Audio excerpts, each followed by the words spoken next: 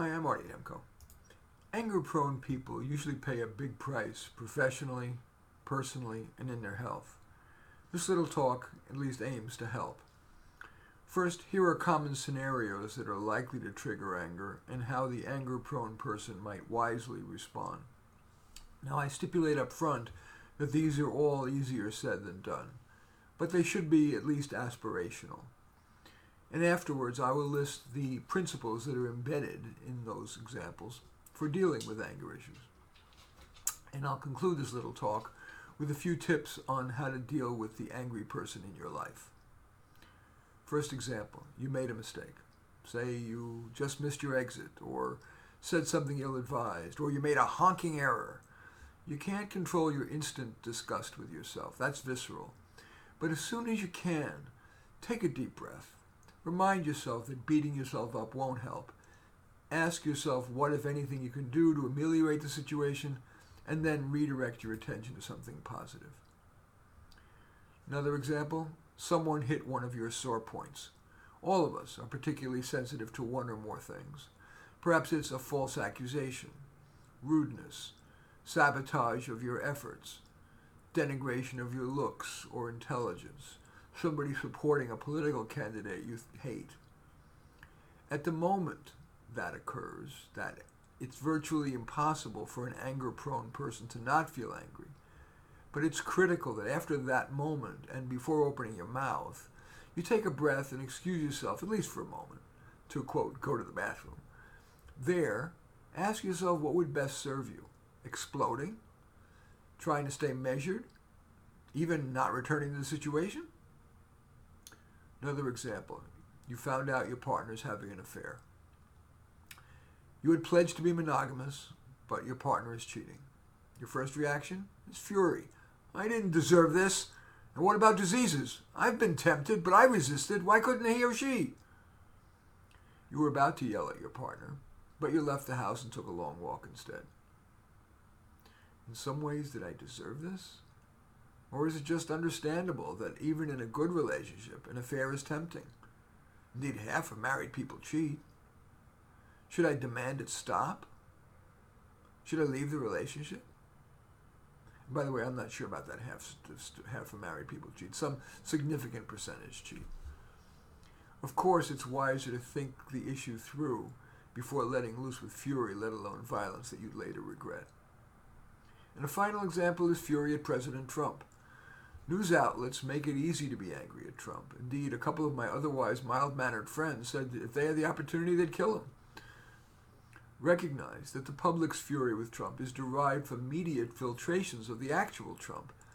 You only need to watch C-SPAN's unfiltered coverage to see how differently you would judge him absent the media's manipulative machinations.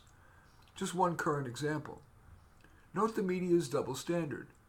Trump's withholding of funds to Ukraine is deemed an impeachable offense worthy of all Trump all the time denunciation, while focusing so much less, that is, the media focusing so much less, on sitting Democratic Vice President Joe Biden's son with no oil industry experience being planted in a highly lucrative Ukrainian oil company. Whether that particular argument is persuasive to you or not, the point is that even when it seems that anger is justified, there usually is another side that at least warrants reflection rather than fury. Now, the previous examples embed the following principles. The anger-prone person should avoid triggering situations as much as possible. Predisposition to anger is often physiological, so as much as possible, do avoid situations likely to trigger you. The moment anger starts, extricate yourself immediately. Your instant reaction will be unavoidable, but after that first moment, you've likely regained at least enough control to breathe or excuse yourself and, quote, go to the bathroom. Be aware of your hot buttons. For example, if you tend to get angry with stupid statements made by overconfident people, that awareness can make you less likely to overreact, or at least motivate you to limit your involvement with such people. Find your personal motivation to control your anger. Perhaps your anger proneness has hurt your professional life or your personal relationships enough that it now motivates you to try harder to control your anger. Or you're afraid it'll seriously hurt your health. or that you're afraid your anger will get you fired, or lose your romantic partner, or make you ostracized from your family. Keeping your personal core motivation in mind, especially in a potentially anger-triggering situation, can reduce your anger when a triggering event occurs.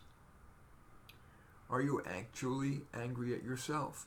Sometimes we think we're angry at someone else, but really it's with ourselves. If so, is there something you want to try to improve about yourself? Now, finally, let's turn to if you know someone who is anger-prone. Even if that person rarely explodes, you can feel that he or she has latent anger bubbling beneath the surface. With such a person, it is often wise to avoid criticizing them or trying to change their mind about something. It's usually wiser to listen to them and ask questions of them. Now, as usual, I do not expect all of these ideas to work for any one viewer, but might there be something in this talk, or in the previous one that I gave on, I think it was called Self-Help Tips, Simple Self-Help Tips or something like that. Just Google that in the name Nemko. You'll find it. And Psychology Today, and you'll find it. Might any of the tips, either in this little talk or in that previous talk, and the associated article, be worth a try. In any event, I do thank you for watching. I am Marty Nemko. I always look forward to your thumbs up and accept your thumbs down. Always look forward to your comments. Love it if you would hit the share button below and share with your social media so that my efforts may have greater impact, and or subscribe to my channel. And in any event, I do thank you for watching. I am Marty Nemko.